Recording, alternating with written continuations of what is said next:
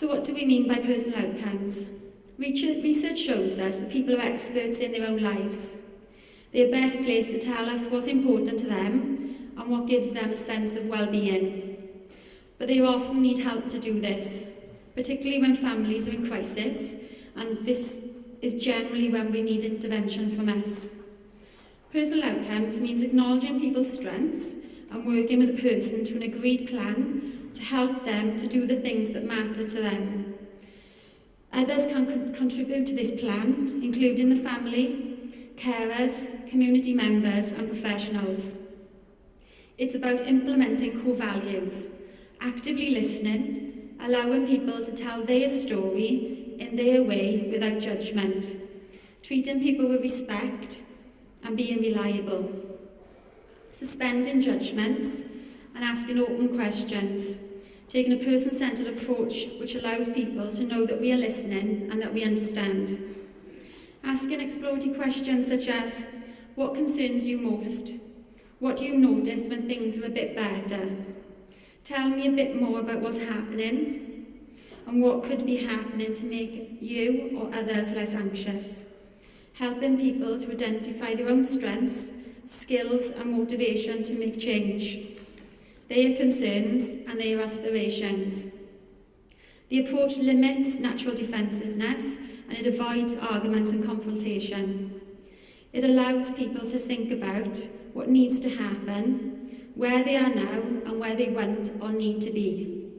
The approach advises against dismissive terms such as, I know best, I am the decision maker, you must have to do as I say. It allows people to take ownership of their own life circumstances, with professionals moving away from the role of fixer and rescuer towards one of facilitator. Research tells us that poorly understood problems can result in wrong advice being given and wrong choices being made.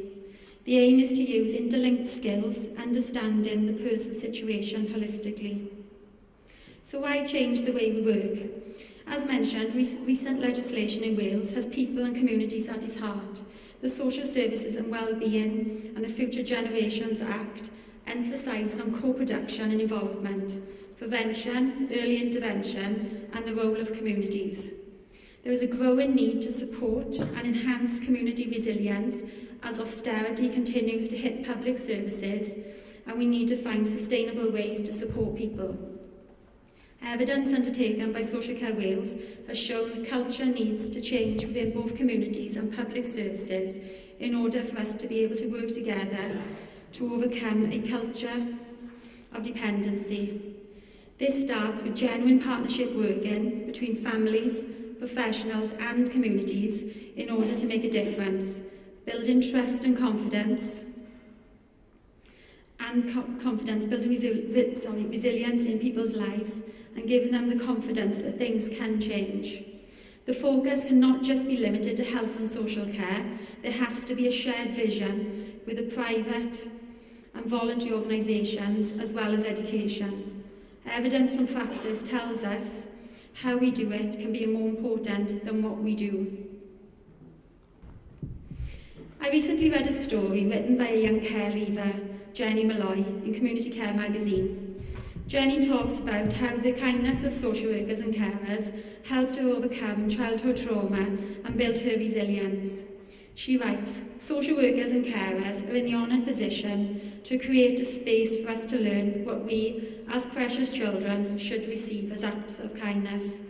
There were so many acts of kindness that she received, far too many to mention, and that in itself is an act of kindness. With a complicated life of working with vulnerable children, the simple things can be overlooked. Resilience is built in many ways, and feeling special by receiving kindness is one of them. She adds, the conversation often pops into my head when I felt the loss of those important professionals. The loss was no different to losing a relative. The cross was no easier to bear. The losses stay with you forever, and them, in part, shape you as an adult.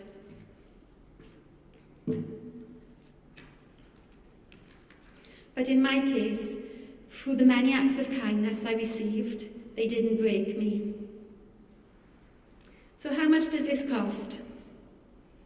How much does the approach of taking outcome-focused practice, how much do we think it costs?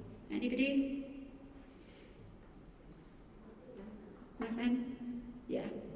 Working in a non-judgmental way, treating people with respect, being kind, actively listening, being available and reliable, showing compassion and being empathetic, putting the person in the centre, asking them what matters to them and exploring their personal outcomes. Zero cost, no charge.